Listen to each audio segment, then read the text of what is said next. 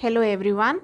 In this segment we are going to study the counter current mechanism under excretion and osmoregulation. This is a very important topic known as counter current mechanism. Now what is this mechanism? This mechanism helps in making the urine hypertonic, especially for the organisms who are terrestrial, and also in birds it allows the water to be absorbed thoroughly. So in human beings who are ureotelic organisms and also want to conserve enough amount of water, this counter current mechanism helps in making the urine hypertonic.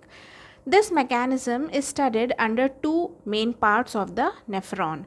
The first part is the loop of Henle. The loop of Henle is also referred to as hairpin because of its shape. One limb is descending limb and the other limb is ascending limb, and the second part is the vasa recti. Now let us see how this mechanism is operated in the nephron.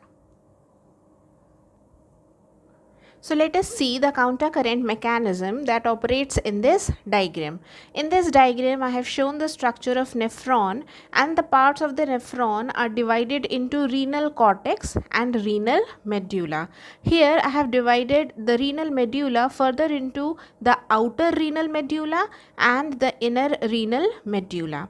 We know that in the medullary region the loop of Henle is present, and this is the vasa recti, which is formed from the peritubular capillaries.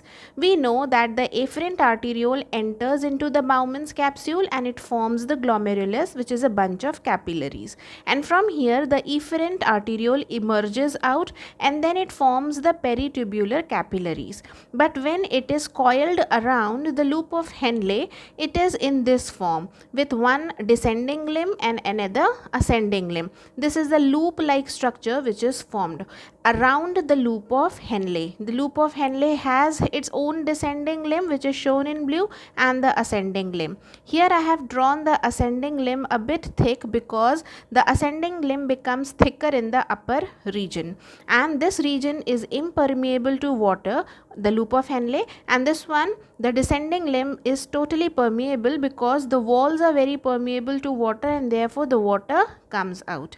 Now the counter current mechanism has its complete the mechanism is completely based on the osmolarity. What is osmolarity? The osmolarity means the concentration gradient. This osmolarity is measured in osmoles. This is the unit, and this concentration gradient is maintained by sodium ions, chloride ions, and urea. So these three are the solute molecules which maintain the concentration gradient, and we know that the urine should be hypertonic, and these three solutes maintain this hypertonicity, and for this reason the three solutes should be present in the medullary region. What will happen that we want in the medulla region these three solutes, so this area has become hypertonic. What is this area called as? Interstitium. We call this complete area, whether outer renal medulla or inner renal medulla, in between the loop of Henle, this space, all is known as interstitium or the interstitial space. So in this the interstitial fluid is present, so all the three solutes have to be present in the interstitial fluid, which is present all over here. Now we know that by the passive process, the diffusion, this will move, the molecules will move from the higher concentration to the lower concentration, which we do not want. It should be 1200 mmol. That means the concentration gradient becomes more and more when the loop of Henle and the collecting tubule becomes deeper, and therefore this counter current mechanism operates to avoid sodium, chloride, and these molecules to move towards the renal cortex. If they move towards the renal cortex, this area will become hypotonic, but we want to maintain this hypertonicity in this renal medulla only. So what happens is that these will come out from here, they will be present over here and they will be coming out from the other limb. Let us see what happens in vasa rectae. Now as I told you, this is the vasa rectae, the capillaries. This is formed from the peritubular capillaries.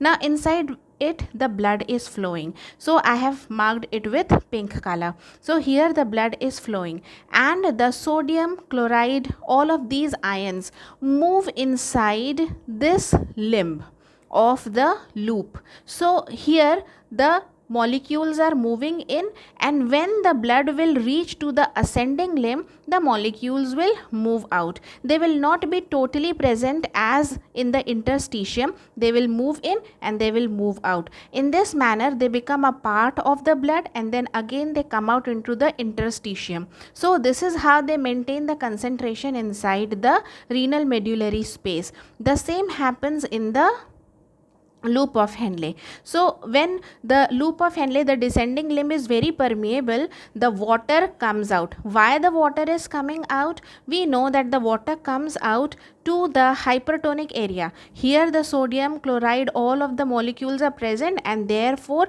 from here the water will come out to the hypertonic area. So the water keeps on coming in, and after this when the filtrate moves up, it becomes impermeable, and now the sodium ions, chloride ions will move out. So what will happen? This filtrate, which because the water has come out, the filtrate has become hypertonic, and therefore the urine released will be hypertonic. In this way the countercurrent mechanism operates in the vasa rectae as well as in the loop of Henle. So to summarize what is happening actually, that the solutes which are maintaining this particular mosmol, which is 300 mosmol here in the renal cortex and is gradually increasing, it is only because they are maintaining the concentration gradient with the 3 solutes, and these solutes will enter into the blood, and from the blood they will come outside into the interstitium. So this is vasa rectae, and the same happens in the loop of Henle. Here the water will come out, the urine becomes hypertonic, and from here when the urine becomes hypertonic, no more water will come out, these sodium and chlorine ions will move out because they are important to maintain the osmolarity in the interstitium. And now since the water cannot escape, this will then move out in the form of urine. So this is what is known as countercurrent mechanism, which is operated to maintain the water balance in the body, and that to ensure that the urine which is excreted is hypertonic. Now, the urine which is formed in the human body, the average output is around 1 liter to 1.8 liters in 24 hours. This we are talking in a healthy body. However, this is not always constant, and the composition of urine that we are talking about differs from person to person on the basis of fluid intake. If there is more intake of water, the urine becomes hypotonic, and therefore the frequency of urination or micturition also increases, and therefore fluid intake is one of the reasons that the composition of urine alters. The type of food consumed,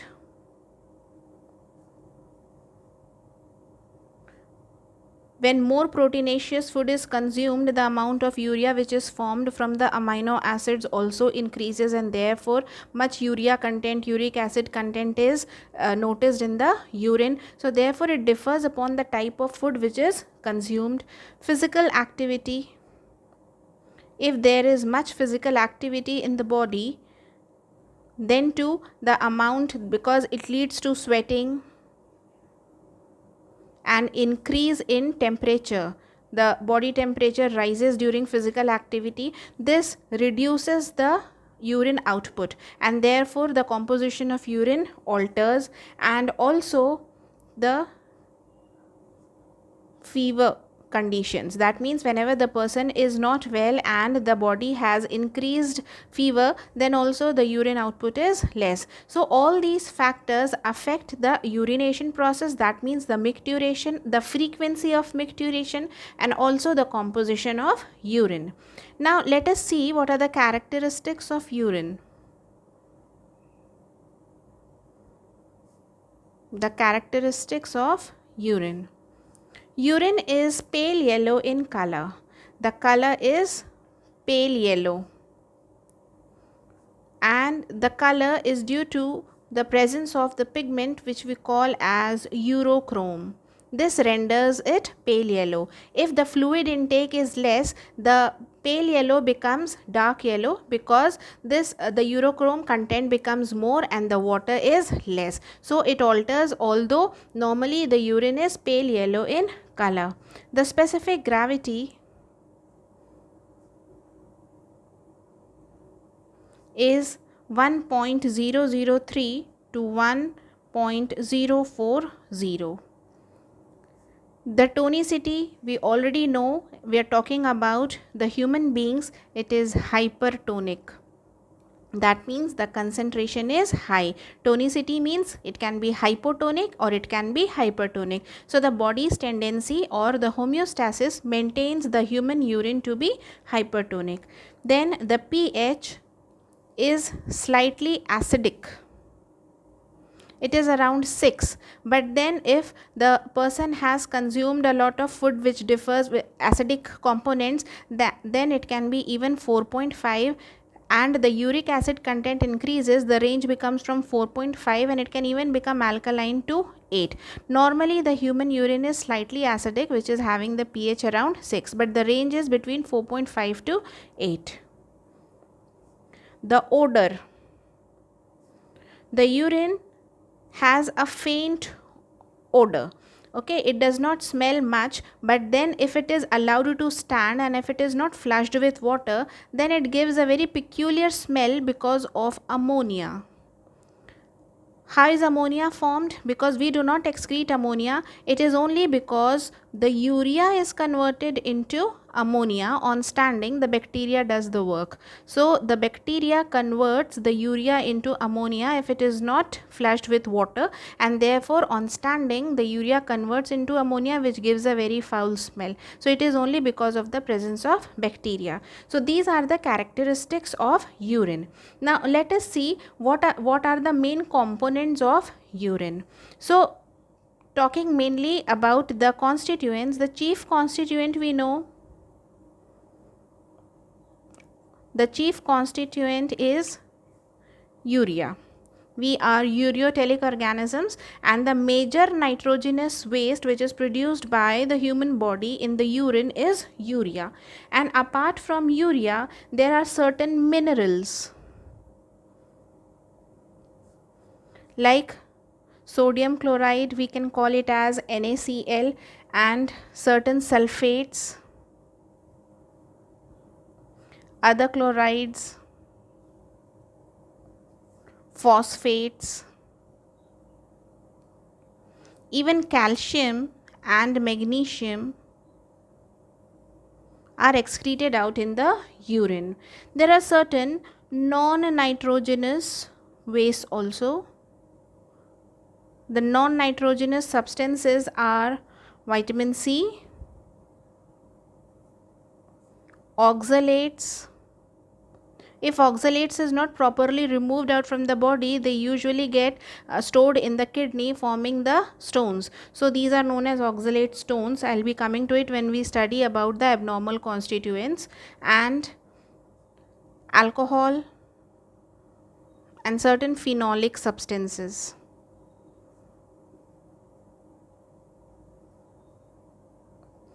And the other nitrogenous waste, the main chief constituent, the chief nitrogenous waste is urea. The other nitrogenous wastes are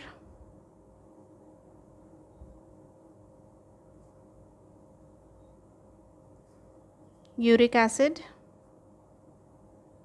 hippuric acid,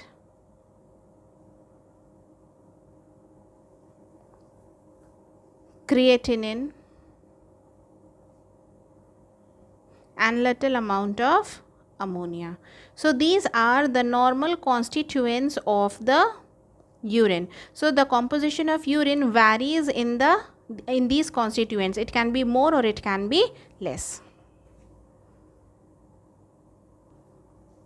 Normally glucose is not excreted in the urine. But if the person is suffering from diabetes mellitus, an excess amount of glucose is present in the urine, it is known as glycosuria.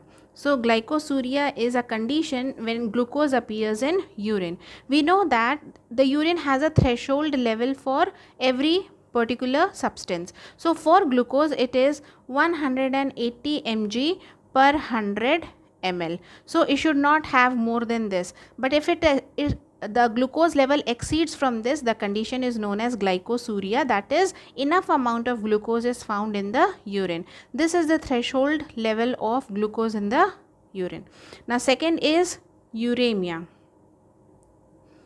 If the urea level increases, we know that the urea is the chief nitrogenous waste, but if there is an abnormal increase in the blood urea level, which is usually due to kidney failure, then the condition is known as uremia.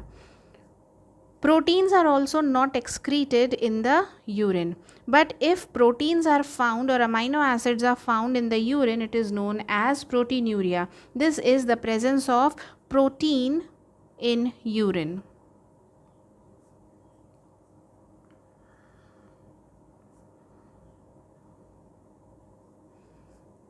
If there is enough amount of albumin, albumin is a very important protein, it is known as albuminuria.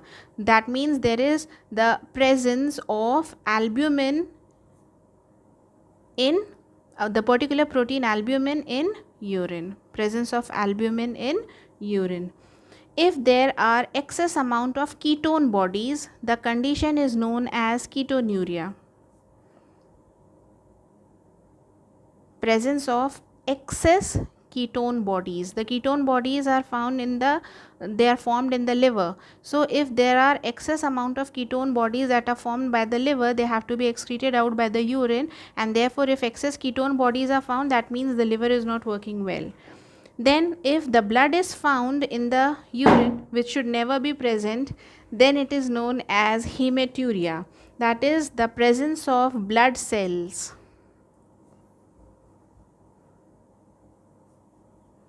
The presence of blood cells in the urine.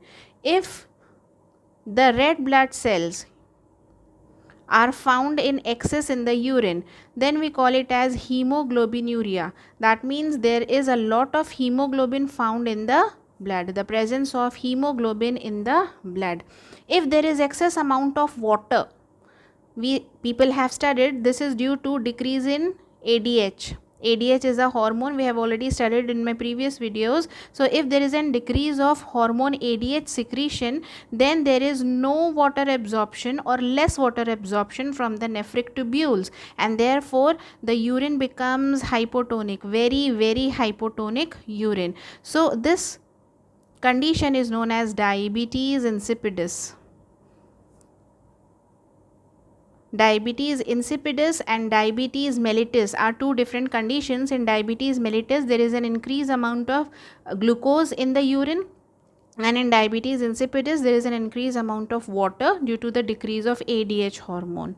Then if there are oxalates which are stored in the kidney, we call it as renal calculi, and this is also referred to as kidney stones. So the oxalates are actually forming the stones in the kidney, and when certain medications are given to dissolve the stones, there can be an excess amount of oxalates found in the urine. So this condition is the renal calculi. That is all. These are all the abnormal constituents of urine, and the healthy urine, that is the normal urine that is produced by a healthy person, has the normal constituents. So this is all in this video. If you have any doubts, you may ask me in the comment section, and you can also refer to the questions given in the description box. Thank you.